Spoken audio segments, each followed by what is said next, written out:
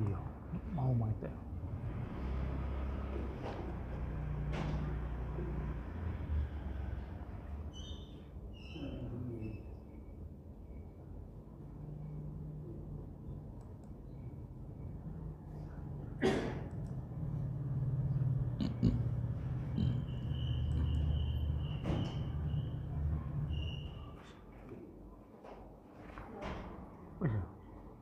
Assalamualaikum warahmatullahi wabarakatuh. Waalaikumsalam warahmatullahi wabarakatuh. Innal hamdalillahi nahmaduhu wa nasta'inuhu wa nastaghfiruh wa na'udzu billahi min shururi anfusina wa min sayyiati a'malina. Man yahdihillahu fala mudilla lahu wa man yudlil fala hadiya lahu. وأشهد أن لا إله إلا الله وحده لا شريك له وأشهد أن محمدا عبده ورسوله لا نبي بعده. اللهم صل وسلم وبارك على محمد صلى الله عليه وعلى آله وأصحابه ومن تبعهم بإحسان إلى يوم الدين. أما بعد. Puja dan puji syukur kita panjatkan kepada Allah Tabaraka wa Ta'ala yang telah melimpahkan nikmat kepada kita semua. Pada malam ini kita berjumpa kembali dalam satu niat dan tujuan untuk mendapatkan ilmu, satu ayat dari Al-Quran, satu hadis dari Nabi yang mulia. Semoga Allah Tabaraka wa Ta'ala memberikan kita kemudahan untuk memahami dan mengamalkannya dalam kehidupan kita sehari-hari. Tak lupa salawat dan salam semoga tetap terlimpah kepada junjungan kita baginda Nabi Muhammad ibn Abdullah sallallahu alaihi wa alihi wasallam. Demikian pula untuk keluarga beliau, keturunan beliau, para sahabatnya dan seluruh pengikutnya hingga tibanya hari kiamat. Bapak Ibu, saudara-saudari yang dirahmati Allah Tabaraka wa Ta'ala, dalam kesempatan ini kita akan melanjutkan pembahasan kita, yaitu sampai kepada ilmu mengenal Nabi kita Muhammad sallallahu alaihi wa alihi wasallam, bahwa salah satu yang akan kelak ditanyakan oleh malaikat Munkar dan Nakir yaitu tentang Nabi kita Muhammad sallallahu alaihi wasallam.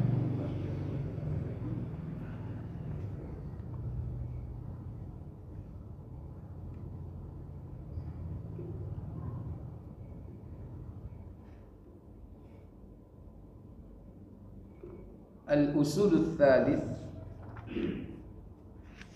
pokok landasan yang ketiga, ma'rifatu nabiyyikum Muhammadin sallallahu alaihi wasallam, yaitu pengenalan seorang hamba terhadap nabinya, mengenal nabi kalian, yakni Muhammad sallallahu alaihi wasallam. Wa huwa Muhammad ibn Abdullah. Dia adalah Muhammad putra dari Abdullah. Muhammad ibn Abdullah ibn Abdul Muttalib ibn Hashimi wa Hashimu min Quraisy. Muhammad putra dari Abdullah, Abdullah putra dari Abdul Muttalib, dan Abdul Muttalib putra dari Hashim, dan Hashim adalah min Quraisy, dari suku Quraisy. Wa Quraisyin minal Arab, dan suku Quraisy itu dari bangsa Arab. Wal Arabu min dzurriyyati Ismail, dan bangsa Arab di sini adalah dzurriyyah Ismail, keturunan dari Ismail. Ismail yang dimaksud yakni Ismail bin Ibrahim al-Khalil, yakni Ismail putra dari Ibrahim al-Khalil, sang kekasih Allah. Alaihi wa ala nabiyyina afdhalus salati wassalam.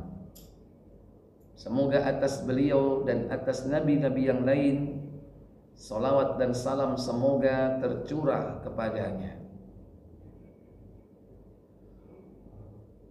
Walahu minal umri, beliau memiliki umur 63 sanah, 63 tahun.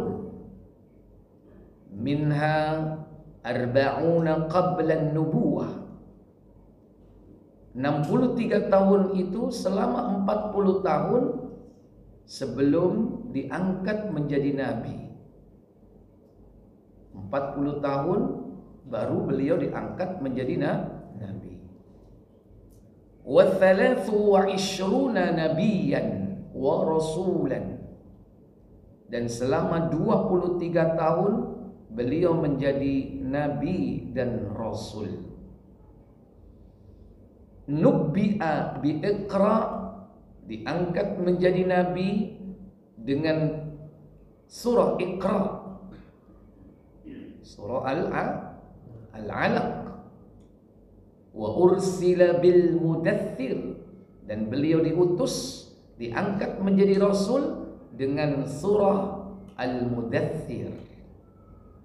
Dan itu terpautnya tidak lama, hanya beberapa bulan. Tapi memang beda antara diangkat menjadi nabi dengan diangkat menjadi rasul.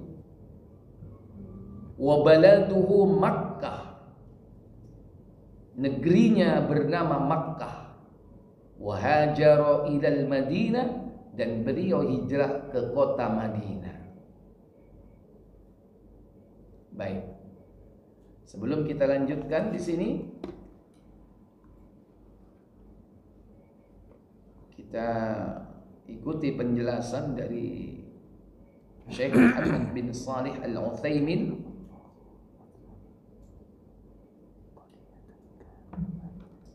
Al-usulul tsalits, pokok yang ketiga, ay minal usulis tsalatsa, yaitu dari 3 landasan pokok. Allati yajibu 'alal insani ma'rifatuha, yang wajib bagi setiap insan, setiap manusia untuk mengenalnya. 3 landasan pokok itu. Wa hiya ma'rifatul 'abdi rabbahu, yaitu pengenalan hamba terhadap Rabb-nya. Wa ma'rifatul 'abdi dinahu, pengenalan seorang hamba kepada agamanya. Wa ma'rifatul 'abdi nabiyahu sallallahu alaihi wasallam, dan pengenalan seorang hamba kepada nabinya, yakni Muhammad sallallahu alaihi wasallam. Wa qad sabaqal kalamu ala ma'rifatil 'abdi rabbahu wa dinah, dan telah berlalu penjelasan tentang pengenalan seorang hamba kepada Rabb-nya dan pengenalan seorang hamba kepada agamanya. Berarti tinggal yang terakhir ini ya, yaitu pengenalan seorang hamba terhadap siapa? Nabinya. Wa amma ma'rifatun nabi, adapun pengenalan seorang hamba kepada nabinya sallallahu alaihi wasallam, fatatadammanu khamsata umurin, yakni mengandung 5 perkara. Jadi mengenal Nabi itu ada 5 perkara yang harus dipahami di sini. Ada 5. Al-awwal, yang pertama, ma'rifatuhu nasaban, mengenal nasabnya. Tadi sudah disebutkan ya nasabnya, walaupun tidak sampai ke atas ya, tapi cukup di sini disebutkan yaitu sampai pada kakek, itu sudah cukup, sudah sampai cukup kakek. Kalau ingin lanjut sampai ke atas 10 sampai ketemu kepada yakni Ismail misalnya, boleh, silakan. Tapi cukup Muhammad bin Abdullah bin Abdul Muttalib.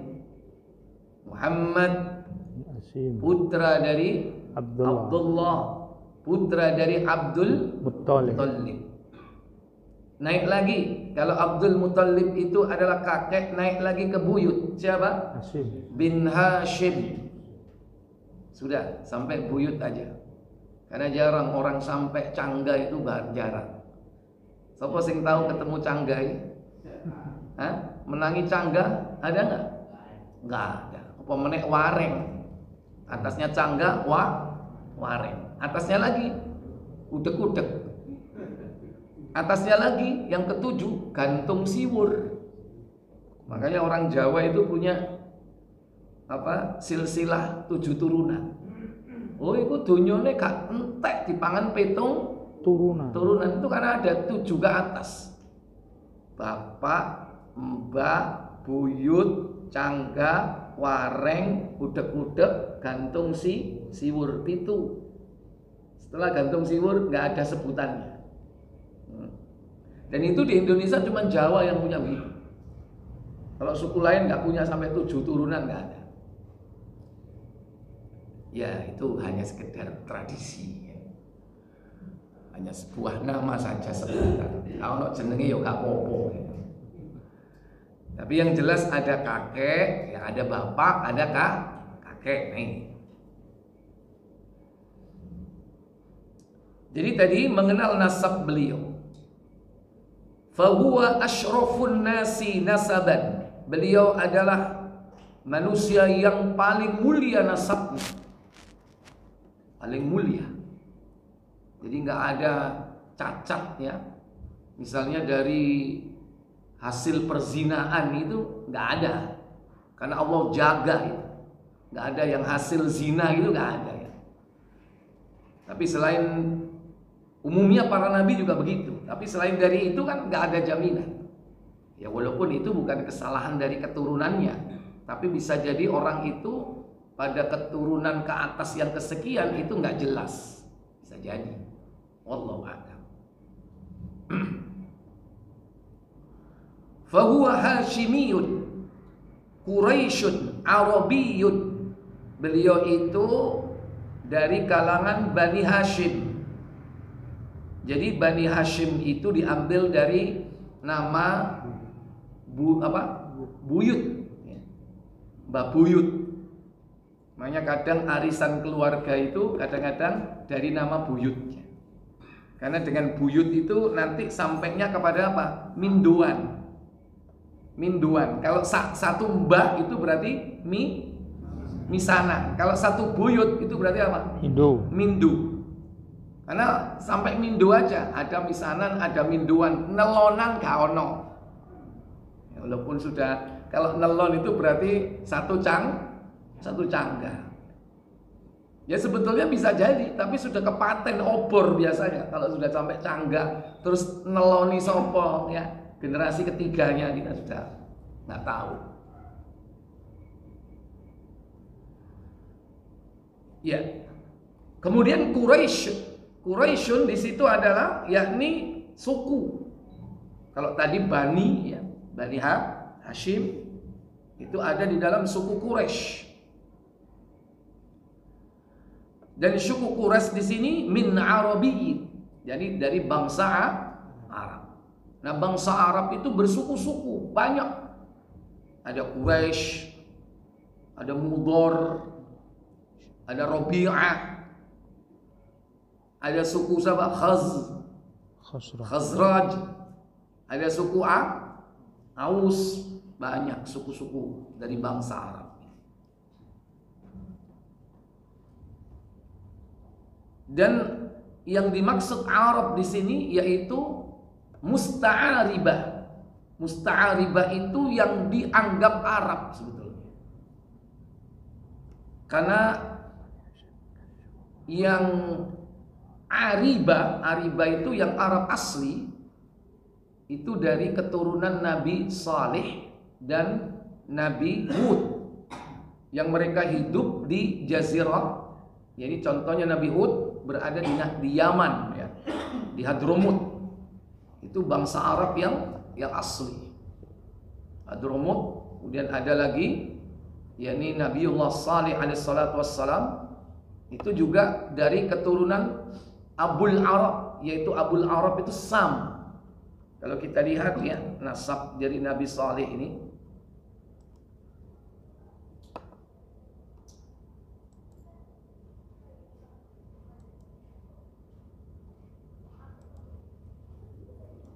ya, Nabi Nuh punya anak Yafid bin Nuh.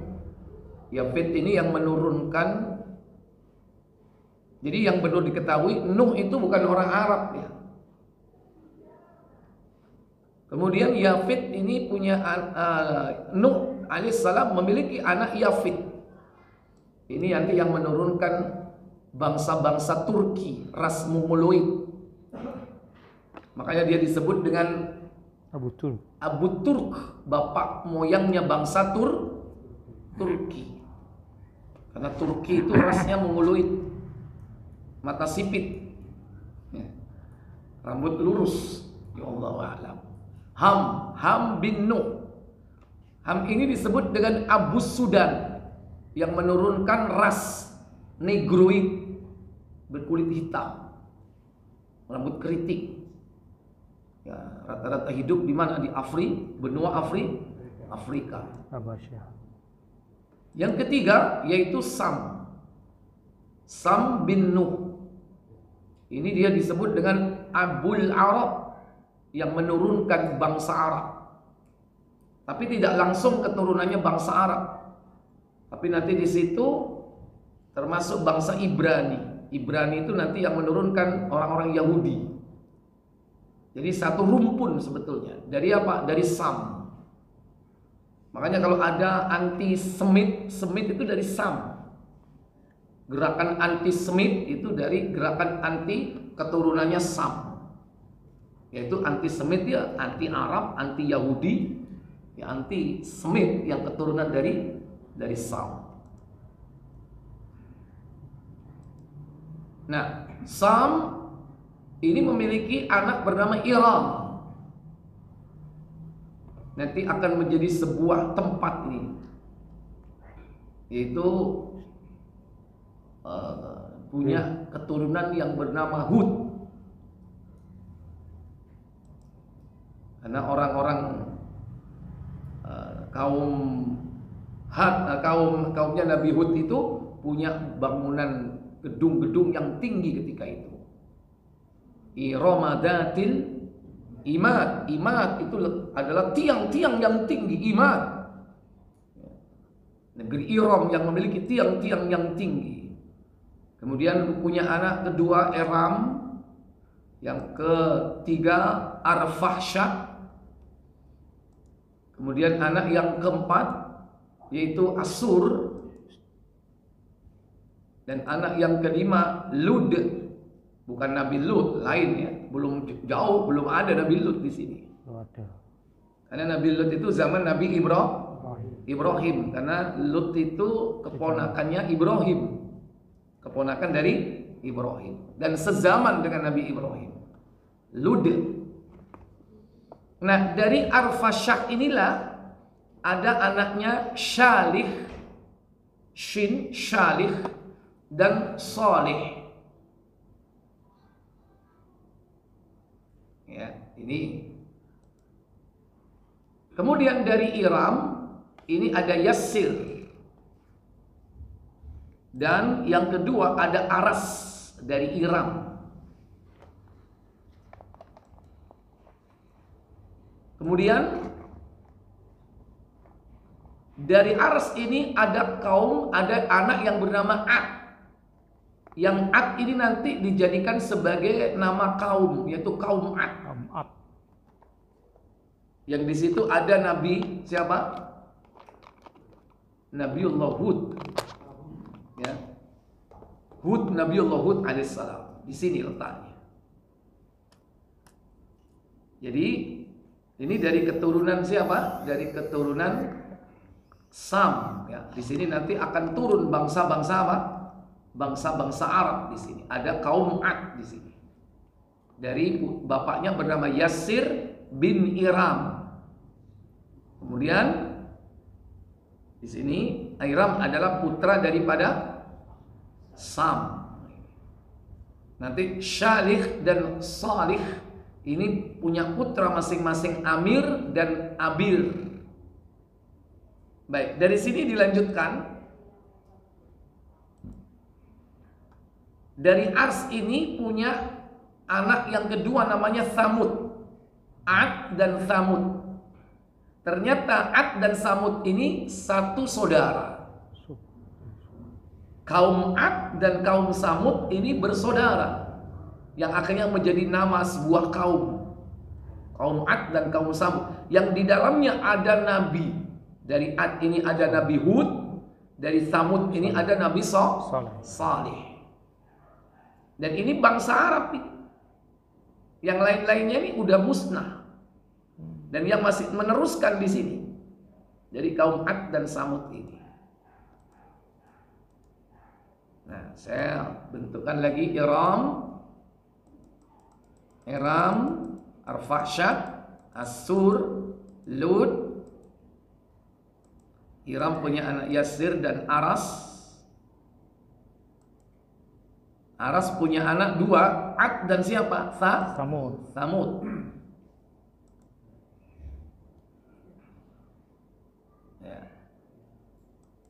Nah, kemudian Syalih, kemudian ada Salih.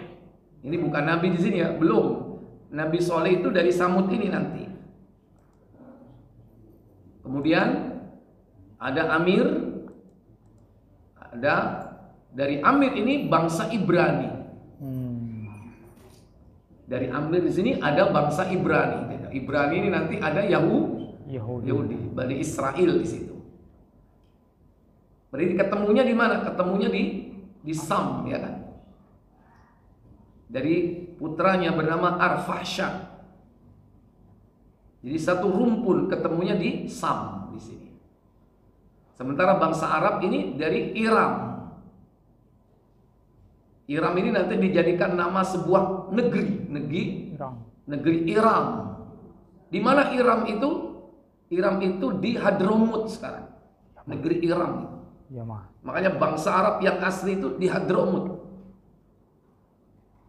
Yaman, ya, daerah Yaman di sini. Karena Iram ini punya anak Yasir dan Aras punya anak Ad dan Samud. Dari Ad dan Samud turun nabi, dua nabi yaitu Nabi Hud dan Nabi Salih. Itu bangsa Arab semua.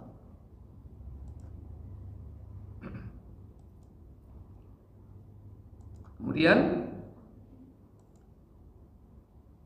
dari Salih ini ada Abir. Dari Abir ada Gahtan. Ada Gahtan. Yang ini juga sampai hari ini kalau kita sering mendengar kata atau fam al-Gahtani, itu dari Gahtan di sini. Ini ternyata satu rumpun, ya. Satu rumpun dari Sam, ya. Putra dari Arfahsyad. Antara Ibrani dan Gahtan ini. Nah, Gahtan ini adalah Al-Arab Al-Aribah. Arab Aribah ini Arab yang asli. Arab yang asli itu dari kabilah Gahtan. Adapun yang Thamud dan Ad ini Al-Arabul Ba'idah. Arab Ba'idah. Nah, Arab Ba'idah ini rata-rata udah musnah. Sudah musnah. Nggak ada sudah. Yang ada ini Arab al-aribah. Jadi ada 3 ya. Arab ba'idah, Arab aribah, dan Arab musta'aribah. Musta'aribah.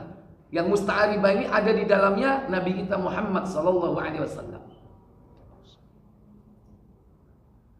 Jadi Arab yang aribah ini Arab yang sampai hari ini keturunannya masih ada, yaitu menjadi Arab yang sekarang ini, yang masih asli, dan juga yang sudah dianggap Arab. Karena bisa jadi perempuannya ini dari aribah, sementara rijalnya itu bukan dari Arab aribah. Rijalnya bukan dari Arab aribah. Sehingga nanti turunannya bukan aribah tapi musta'aribah, yang dianggap Arab. Karena Arabnya itu hanya dari pihak perempuan. Contoh Nabi Ismail. Nabi Ismail itu bukan orang Arab. Ibunya Afrika, Kipti. Bapaknya Ibrahim. Ibrahim bukan orang Arab. Nah, nikahlah Ibrahim dengan Hajar. Di blaster ya. Blasterannya siapa ketemu? Ismail. Nah, Ismail bukan bangsa Arab. Cuman dia ketika hijrah ke Bakkah, yang saat itu belum ada apa-apa, pondasi Ka'bah aja belum Ka'bahnya belum didirikan, masih ada gundukan tanah yang merupakan bakal pondasi Ka'bah saat itu. Yang nanti dibangun oleh Nabi Ibrahim dan putranya Ismail. Setelah beliau yakni usia 13 tahun lebih itu membangun Ka'bah. Setelah beliau menikah bahkan. Dan beliau menikah 2 kali. Pertama sama dari suku Jurhum. Nah, suku Jurhum itu adalah termasuk Al-Arab Al-Aribah. Salah satu suku bangsa Arab yang termasuk Aribah, yaitu suku Jurhum. Dan suku Jurhum inilah yang menetap di Bakkah, yang sekarang terkenal dengan nama apa? Makkah atau Makkatul Mukarramah. Dulu dipindah itu Nabi Hajar ya, atas perintah Allah tentunya, dan untuk mencegah apa? Kecemburuan Sarah. Ngono iku lho wong wedok, padahal sing ngongkon ngerabi Hajar iku sapa? Ya Sarah. Bang, timbangane jenengan gak duwe anak. Iku lho Hajar rabien. Masih pikir-pikir ya. Karena desakan dari Sarah akhirnya dinikahi. Setelah dinikahi, alhamdulillah hamil dan dikaruniai anak Ismail. Itu pun Nabi Ibrahim sudah usia berapa? 84 tahun. Karena khitan usia 80 tahun, 84 beliau punya anak Ismail. Tuwa enggak? 84. Wis tuwa, tapi tuwane wong biyen gak koyo tuwamu saiki. 84 wis bongko paling ya. Masih gagah Nabi Ibrahim alaihi salatu wassalam. Ya, jadi setelah punya anak Ismail mulai timbul kecemburuan. Takut kalau Nabi Ibrahim ini lebih cinta kepada Hajar. Biasa ya kan? Karena apa? Yang berhasil punya anak yaitu Hajar.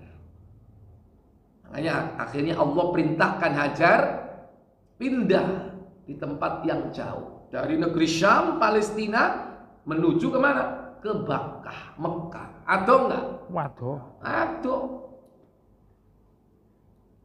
Makanya nek cemburuwe gede ku aja dikumpulno. Singitno. Iso diduhno, disingitno. Di mana nek disingitno iku?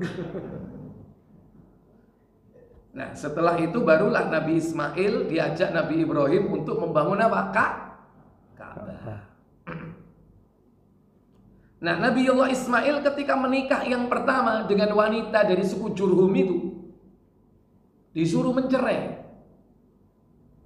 Kenapa? Gara-gara ketika Nabiullah Ibrahim datang, tidak mengaku kalau dia adalah bapak mertuanya.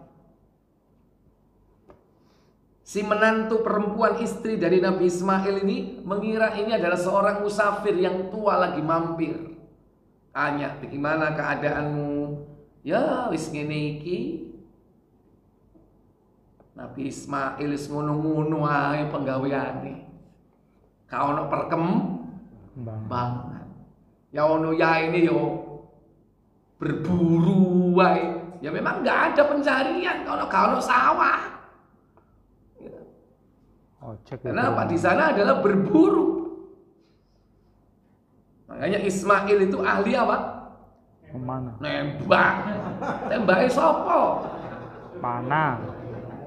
Ahli memanah. Ismail alaihissalatu wassalam itu ahli memanah. Bangsa Arab itu. Nanti diturunkan kepada siapa? Paman Rasul yang ahli mana? Hamzah. Macam-macam itu, sniper itu. Ya. Karena kuatnya itu berapa LBS itu. Sampai 40 LBS kemeng. Ini saking kuatnya, dempal kuat, ahli memanah. Ya, jadi Allah tabaraka wa taala menjadikan Nabi Ibrahim dan Nabi Ismail ini sebagai pelajaran buat kita akan cintanya dia kepada Allah. Tapi Ismail ketika itu punya istri ternyata kurang bersyukur kepada Allah. Mengeluh, saya hidup bersama Nabi Ismail ini, ya ngene-ngene ini makanan ya. Akhirnya apa? Akhirnya Nabi Ibrahim pesan, nanti kalau suamimu datang, pesanku kepadanya. Pertama, sampaikan salamku. Yang kedua, suruh dia mengganti bingkai pintu rumahnya. Bingkai pintu itu berarti apa? Kusen. Kongkon ganti kusennya omah. Yowis. Akhirnya Nabiullah Ibrahim pergi. Setelah pergi, lama lagi datanglah Nabiullah Ismail. Menanyakan, ketokane iki mari ana wong rene. Karena firasatnya kuat, bapaknya datang tapi nggak menangi. Keburu beliau pergi. Tapi firasatnya begitu kuat karena beliau sangat mencintai satu dengan yang lain. Oh iya, tadi datang orang tua. Penampilannya meskipun tua tapi apa itu? Bersahaja atau atik ngomong keren. Nabi Ibrahim ya kakak ya bersahaja. Dan beliau menanyakan tentang keadaan kita. Dan saya katakan bahwa keadaan kita ini memprihatinkan seperti ini. Gak ada perubahan dan peningkatan hidup. Gimana ciri-cirinya? Ciri-cirinya begini. Oh. Terus apa pesan beliau? Pesan beliau kepadamu katanya, kau harus mengganti bingkai pintu rumahmu. Baik istriku, ketahuilah beliau adalah Ibrahim bapakku.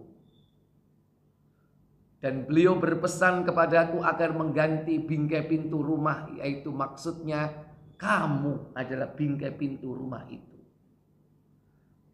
Berarti bapakku memerintahkan aku untuk mencerainya. Wis ayo saiki buntelan kelambimu tak terno nang wong tuwa. Diantarkan ke orang tua. Dicerai. Setelah itu tidak lama lagi beliau menikah dengan wanita dari suku Jurhum. Kenapa? Nabi Ismail itu lelaki mempesona. Dicintai oleh suku Jurhum. Kenapa? Karena beliau orang yang cerdas. Bukan orang Arab, tapi bahasa Arabnya fasih. Kenapa? Karena mau belajar. Belajar kepada suku Jurhum. Dan beliau cerdas. Orangnya amanah. Dan bahasanya fasih. Santun. Makanya Allah sebutkan dalam surah As-Saffat ya, surah 37 bahwa Nabi Ibrahim itu mau diberi anak dengan istilah Ghulamun Halimun. Ayat 99 Nabi Ibrahim berdoa, Rabbi habni minas salihin. Apa katanya?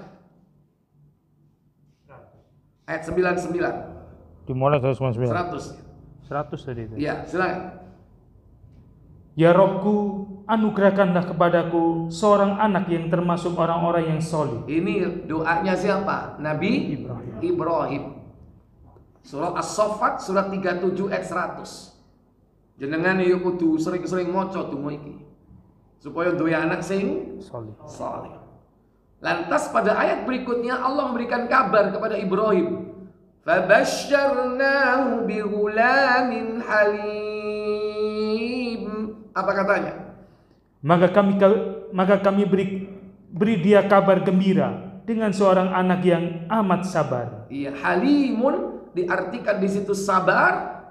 Halimun bisa diartikan penyantun.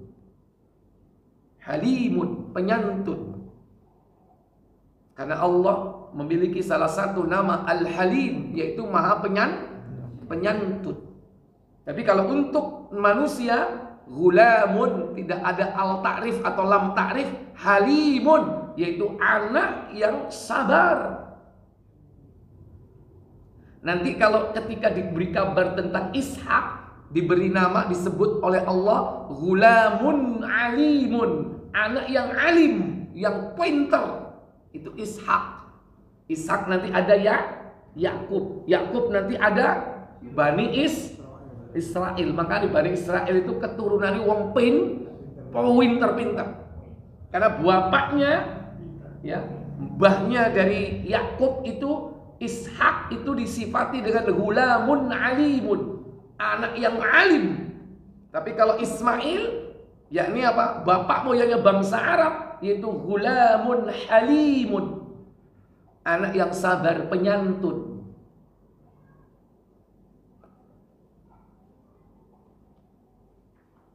Baik, Bapak Ibu, saudara-saudari sekalian yang dirahmati Allah Jalla wa'ala. Nah, setelah Nabi Ismail ganti istri yang baru, menikah dengan wanita dari suku Jurhum, datanglah Nabi Ibrahim kembali. Kemudian Nabi Ismail ketika itu tidak ada di rumah. Beliau sedang apa? Kegiatannya berburu. Audisi lagi. Kemudian ditanyalah wanita istri yang kedua ini, wahai akhwat fulana, bagaimana keadaanmu? Keadaan kami baik, alhamdulillah, segala puji bagi Allah. Apapun keadaannya kami bersyukur kepada Allah. Suamimu di mana? Lagi berburu. Terus bagaimana makananmu sehari-hari? Makanan kami itu daging dan air. Padahal makanannya cuma dua loh ya. Cuma satu. Daging sama apa? Sama air. Padahal yang sebelumnya juga sama, daging dan air. Nggak ada bedanya, nggak ada perubahan. Tapi wanita ini ketika ditanya, dia bersyukur kepada Allah. Walaupun daging dan air. Lantas Nabi Ibrahim berdoa, semoga Allah Tabaraka wa Ta'ala memberikan berkah kepada daging dan air. Dalam hadis tersebut, lantas Nabi berkomentar, daging itu di seluruh dunia, di seluruh negeri ada, tetapi tidak bisa menjadi makanan pokok. Hanya bangsa Arab lah yang bisa menjadikan makanan pokoknya itu apa? Daging. Makanya ojo heran nek wong Arab mangan daging. Bisa-bisa satu kambing dijeni wong papat entek. Kon gak aro video, aku duwe video. Kambing sito wong papat entek. Karena keturunannya bangsa Arab, Bani Ismail, didoakno Ibrahim. Nek kayak sampean Jawa, ya kan? Sego. Apa? Dagingnya dipotong cilik-cilik, disundui. Ngono ae 40-an satene dimutok sing penting rasa. Itu bangsa Arab. Makanannya apa? Nah, mengane ojo coba-coba kon. Ya, muntah kon kok nek kakean daging ya.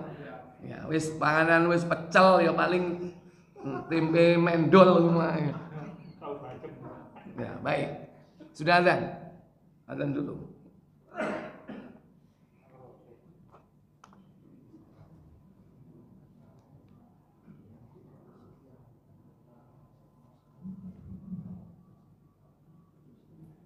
Allahu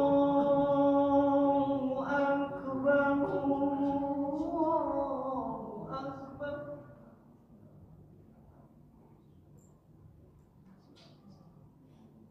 Allahu Akbar, Allahu Akbar.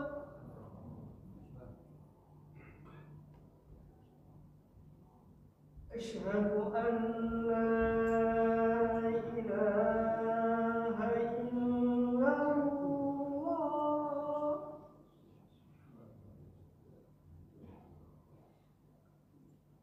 Asyhadu an la ilaha illallah.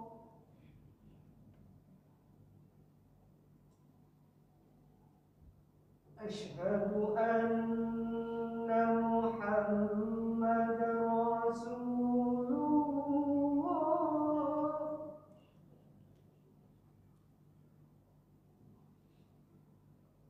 Asyhadu anna Muhammadar Rasulullah.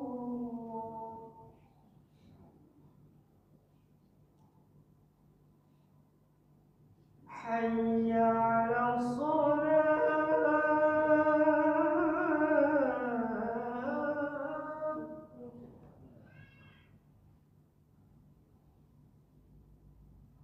Hayya 'alas shalah.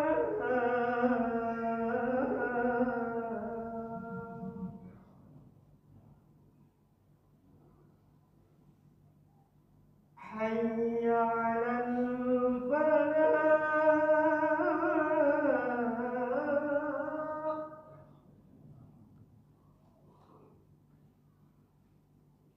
Hayya 'alal falah.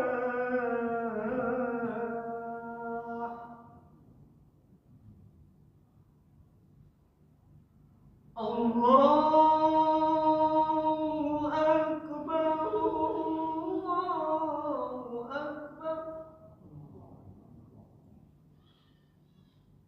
La ilaha illallah.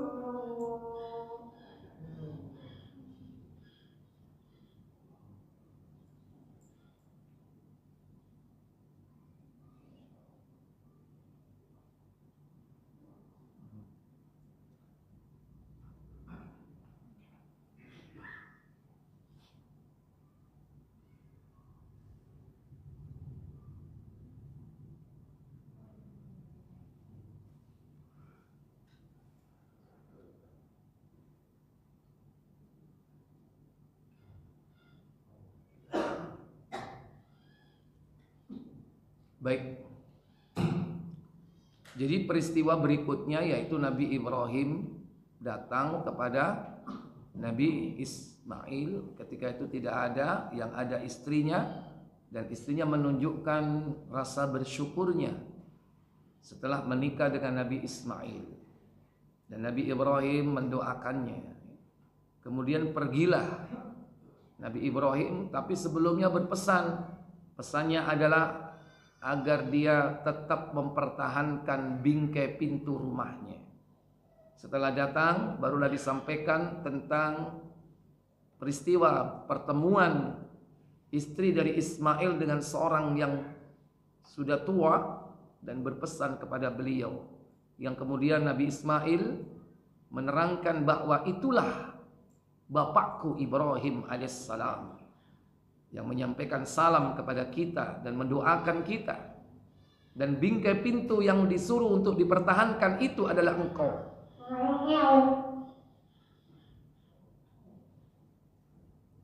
Maka beliau menganjurkan untuk mempertahankan dirimu.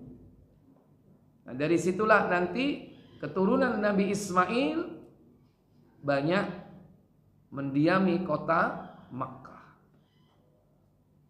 Karena Nabi Ismail itu pemilik sah, yaitu sumur Zamzam. Itu alasan kenapa suku Jurhum itu menetap di situ. Karena ketika dalam perjalanan dari negeri Syam mau balik ke negeri Yaman, Hadramut, ternyata sebelum sampai Mekah, karena Mekah itu kan strategis ya. Karena dari dulu itu merupakan tempat yang dilalui, tempat transit perjalanan dagang dari negeri Syam ke mana? Negeri Yaman. Itu selalu mampir ke Mekah. Hanya dalam perjalanan itulah dari jauh udah kelihatan ini ada burung-burung berputar di atas. Kelihatannya ini ada sumber air di sini. Akhirnya dua orang disuruh pergi lebih dahulu. Dan ternyata betul di situ ada sumber air, yaitu sumur yang dimiliki oleh dua orang, yaitu Hajar dan putranya Ismail yang ada di tempat itu. Nggak ada orang lain. Dan tidak jauh dari situ, di sebelah gundukan yang nanti bakal jadi Ka'bah itu ada sebuah pohon. Di mana pohon itu pertama kali Nabi Ismail yang masih bayi dan Hajar didudukkan di situ. Wis, logo gini ya, ngiyup. Di situ duduk, kemudian dikasih bekal, kurma dan air. Air dari satu girba. Girba itu tempat air yang terbuat dari kulit kambing. Itu meskipun hawa panas, kalau air itu dalam girba itu tetap dingin, nggak akan kena pengaruh cuaca. Itu yang asli, yang girbah yang asli. Coba antum kalau ada kesempatan beli yang asli seperti itu, isi air, dingin. Nah, setelah habis kurma habis, barulah terjadilah peristiwa, yakni Hajar lari mencari air dari Sofa ke Marwah sampai 7 kali perjalanan, dan kemudian diabadikan oleh Allah menjadi peristiwa sebagai ibadah manasik, yaitu sa'i. Sementara Ka'bah sudah ada atau belum? Ka'bah sudah ada atau belum? Belum. Jadi kalau menurut sejarah itu lebih dulu sa'inya daripada tawaf. Karena tawaf itu Nabi Ibrahim setelah membangun Ka'bah sudah berdiri, dibantu oleh Nabi Ismail. Nabi Ibrahim yang menata batunya, Ismail mengambilkan dari bawah naik ke atas. Maksudnya diangkat ke atas, sementara Ibrahim naik dalam satu batu yang disebut kemudian dengan makom Ibrahim yang sekarang masih ada, bekas ya tempat pijakannya Ibrahim, ya ibaratnya ku andangi. Orang bangun kan biasanya pakai apa? Andang, atau istilah sekarang steger. Kalau enggak yang keren lagi scaffolding. Itu scaffoldingnya Ibrahim itu. Tapi batu. Tapi karena saat itu batunya masih apa? Masih empuk, masih lunak, sehingga ketika diinjak itu membekas kaki Ibrahim alaihissalatu wassalam. Dan itu merupakan bukti otentik, bukti sejarah yang sampai hari ini ada. Nah, setelah tuntas bangun Ka'bah, barulah Nabi Ibrahim itu ngecek, muter. Delok endi sing kurang iki rek. Delok kok gak ono sing kurang sih delok. Tanpa terasa Allah menggerakkan Nabi Ibrahim sampai berapa kali? 7 kali putaran. Barulah setelah itu beliau apa? Beliau berdoa, Rabbana taqabbal minna innaka antas sami'ul alim. Wahai Allah, terimalah amal karya kami ini. Terimalah amal dan karya kami ini. Makanya dianjurkan kita setelah tawaf apa? Salat 2 rakaat. Namanya salat sunnah tawaf. Di mana letaknya? Di belakang makom di mana makom Ibrahim ini kita letakkan antara diri kita dan Ka'bah. Makom Ibrahim letaknya di tengah-tengah. Dan makom Ibrahim ini sejarahnya dulu itu menempel dengan dinding Ka'bah. Nempel sejarahnya. Dia dijauhkan dari dinding Ka'bah supaya nanti orang yang tawaf ini tidak nyeruduk nyundul orang yang sholat di belakang makom Ibrahim. Makanya dijauhkan. Kapan itu? Zaman Umar ibn al-Khattab radhiyallahu ta'ala anhu. Dijauhkan. Dan sampai hari ini kita bisa menyaksikan makom Ibrahim itu jauh. Kurang lebih kalau kita hitung yaitu ada kurang lebih 7 shaf. Dari shaf pertama depan Ka'bah, 7 shaf ke belakang itu baru makom Ibrahim. Nah, apalagi sekarang kita sholatnya lebih jauh lagi ke belakang, ya kan? Kenapa? Orang yang tawaf itu melalui depan makom Ibrahim dan belakang makom Ibrahim karena sudah banyak. Makanya apa? Sholat sunnah tawafnya belakang sendiri, jauh, gak masalah. Yang penting di belakang makom Ibrahim. Hatta masih orang jeruk gedungi masjid. Tapi yang jelas harus di mana? Di belakang, posisinya di belakang makom Ibrahim.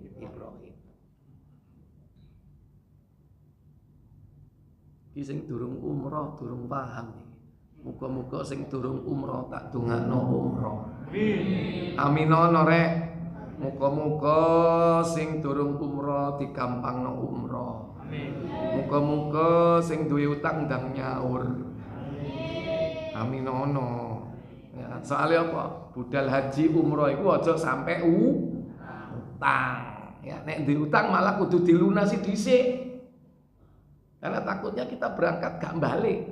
Sementara kalau mati dalam kondisi kita pakai ihram itu termasuk mati syahid. Dia gak akan dapat surga nek ninggal makanya ojo sampai budal malah golek utangan. Ada nggak? Ada nggak? Endi wong iki? Oi, gak ono. Jadi Bapak Ibu, saudara-saudara sekalian yang dirahmati Allah Jalla wa'ala. Ya, jadi seperti itu. Dari Nabi Ismail ini akan turun bangsa Arab yang disebut dengan apa tadi istilahnya? Musta'aribah. Ada al-arabu al-ba'idah. Ini sudah Arab yang pertama itu musnah. Karena umatnya Nabi Hud dan umatnya Nabi Soleh itu sentek kena azab. Ya. Barulah ada yakni dari putra Sam itu ada Arfaxad, ada Sholih, ada Salih, kemudian ada Abir, ada Gahtan, dan dari situlah ada istilah Al-Arab Al-Aribah, yakni Arab yang asli, bukan Arab yang pertama tadi sudah nggak ada. Arab asli dari kabilah Gahtan. Dari situlah nanti ada suku-suku bangsa Arab yang kemudian salah satu sukunya ada seorang wanita yang dinikahi oleh Nabi Ismail. Dari keturunan Nabi Ismail dan wanita suku Jurhum inilah ada istilah namanya musta'aribah yang diarabkan. Ya, yang diarabkan. Karena yang Arab dari pihak perempuan. Yang lakinya bukan Arab. Terus sampai hari ini. Wallahu a'lam. Wallahu a'lam. Jadi itu yang bisa saya sampaikan. Mungkin nanti kita akan lanjutkan pada pertemuan yang akan datang, yakni berikutnya ats-tsaniyah, yang kedua. Tadi ada 4 ya. 5 perkara yang ada di dalam mengetahui tentang Nabi kita Muhammad. Yang kedua nanti mengenal yakni usianya, tempat lahirnya, tempat hijrahnya. Nah, nanti kita jelaskan pada pertemuan yang akan datang. Wallahu a'lam. Baik, silakan kalau ada pertanyaan, monggo. Oke, silakan.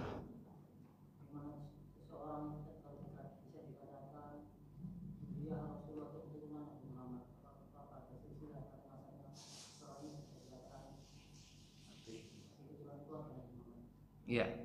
Apakah keturunan Rasulullah itu masih ada? Ada. Ada. Yang pertama, Ada ulama-ulama khusus yang memang dia menghafal di luar kepala nasab keturunan Rasulullah sampai hari ini. Ada itu ulama yang, karena keutamaan bangsa Arab itu apa? Ahli menghafal. Itu dari dulu. Kalau yang cerdas itu keturunan siapa? Ishaq. Pinter-pinter kan? Cerdas-cerdas. Tapi ini pandai menghafal itu apa? Bangsa Arab. Jangan tanya. Jangankan hafal hadis Quran gini ya. Sampean wingi lapo 2 tahun 3 tahun yang lalu seeling. Itu karunia Allah berikan kepada mereka. Salah satu di antara kelebihan bangsa Arab. Nah saya gini, bangsa Arab kurang hafal, ya berarti wis luntur. Ya, soalnya wis kene duwe anaan. Kene opo karo ya. Duwe anaan. Yes. Jadi itu yang pertama, masih ada sekarang. Dan itu ada ulama-ulama nasab yang faham tentang masalah itu. Yang kedua, keturunan dari Rasulullah itu yang harus difahami itu adalah dari putri beliau. Karena Nabi kita Muhammad SAW itu tidak punya anak yang sampai menikah, kecuali menikah dan punya anak ya, yang terus keturunan itu, kecuali dari anak perempuan. Zainab, Ruqayyah, Ummu Kulthum dan Fatimah. Kenapa? Dalam Islam itu kan garis keturunan kan ditarik dari laki-laki, patrilineal ya. Sementara Nabi punya anak laki. Pertama Qasim. Di antaranya kedua Ibrahim. Nah, Qasim Thohir itu kan dari Khadijah. Adapun Ibrahim itu dari istri beliau yang bernama Maria Al-Qibtiyah. Jadi menikah, punya anak dari Maria Al-Qibtiyah punya anak namanya Ibrahim. Tapi usia 2 tahun meninggal. Rata-rata bayi meninggalnya. Tapi yang hidup dewasa itu cuma 4. Dan yang banyak menikah itu nanti dari keturunan Fatimah.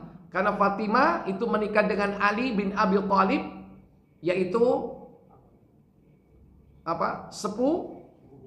sepupu Nabi SAW, yaitu putra pamannya Abu Thalib. Ya, sepupu sekaligus menantu. Menikah dengan putrinya Fatimah. Dari situ ada anak namanya Hasan dan Husain. Nah, dari Hasan dan Husain inilah nanti banyak keturunan Rasulullah. Cuman yang perlu dipahami bahwa dari keturunan Husain ini, sempat Husain ini menikah dengan salah satu putri dari bangsa Persia. Yang kemudian banyak dari kalangan mereka yang mengklaim sebagai keturunan Nabi. Demikian pula Hasan. Hasan ini adalah wanita laki-laki cucu Rasulullah yang juga banyak memiliki keturunan. Istrinya juga banyak. Banyak mana? Hasan dan Husain. Hasan. Lebih banyak Hasan. Hasan itu istrinya paling banyak. Ratusan. Bukan langsung 100, nggak boleh. Dalam Islam itu maksimal berapa? 4. Kok bisa sampai ratusan? Karena setiap 4 kemudian ditanya siapa yang ridho dan bahagia hidup dengannya, dicerai. Kenapa dicerai? Karena beliau Hasan ini punya misi. Misinya apa? Untuk memperbanyak umat Rasul SAW. Jadi dia akan menikahi wanita-wanita yang produktif, yang masih muda, yang bisa melahirkan anak. Karena kan Nabi memerintahkan tazawwajul walud wal wadud, nikahilah wanita-wanita yang subur dan banyak anak. Itu perintah Nabi, suruh menikahi wanita yang subur dan banyak anak. Kalau muda pasti subur kan? Insya Allah, karena masa haidnya masih berlangsung. Kalau sudah menopause berarti sudah tidak subur lagi. Tidak terjadi proses ovulasi. Dan dari hadis itu diterapkan oleh beliau. Nih, istrinya selalu 4. Yang sudah mendekati non produktif dicerai. Apalagi yang sudah merasa gembira dia punya anak. Kenapa demikian? Yang ketiga, karena banyak bapak-bapak yang punya anak gadis itu antri pengen menikahkan anak putrinya dengan Hasan. Antri itu. Luar biasa. Kenapa demikian? Dalam kitab Al-Bidayah wa Nihayah diterangkan tentang itu. Jadi Hasan itu dari pusar sampai ke atas itu mirip Rasulullah. Kalau Husain dari pusar sampai bawah mirip Rasulullah. Nek sampean mirip opoe. Kelompene ae enggak. Gak mirip sandalnya enggak. Ya.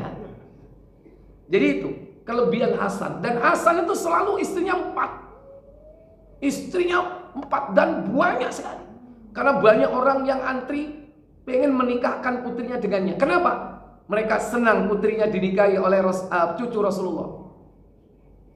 Karena kalau dia punya anak dari pernikahan itu, berarti apanya Rasulullah?